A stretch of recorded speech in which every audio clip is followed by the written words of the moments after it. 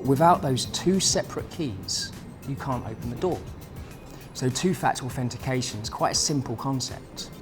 Multiple keys, keep them in different locations. It means that you've got extra security to ensure the bad guys don't get into your accounts.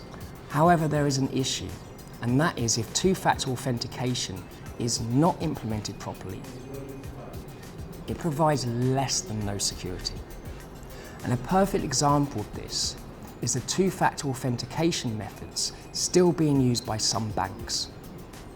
Now that sounds crazy because, to tell the truth, banks were one of the first people to implement 2FA, two-factor authentication. They realised the value which lay in people's accounts and the interest that the bad guys had in them. So they worked very hard to come up with different ways to protect these accounts. Some banks are still utilising SMS for two-factor authentication. What this means is that when you log into a service, rather than sending a code to your phone through an app, they send it via SMS over the cellular network. Why does this matter? Why should I care?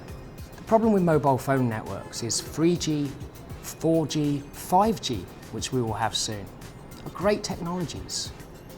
Every single generation, we learnt from the previous one. We increased speed, we increased security, we increased handover times. SMS was created when we created Mobile One. That meant that we made a lot of mistakes when we were implementing it. We didn't take into account a lot of the changes that we see today. The advances in criminals' capabilities and similar.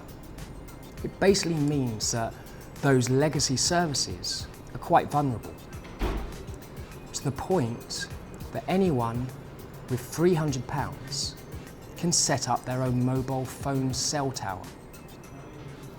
Why does this matter? Well, it matters because you might not be able to intercept data, but you can intercept text messages.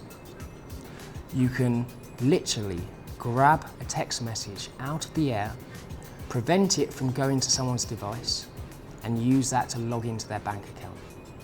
SMS is like the equivalent of a website not using SSL. It means that your communications are open, susceptible to eavesdropping, and if anything, it actually reduces the security of your account rather than increases it. If your bank is still using SMS for two-factor authentication to send out your login codes, basically, get in touch with them, explain the risks, and be very, very careful about the trust and the services that you rely on that third party for.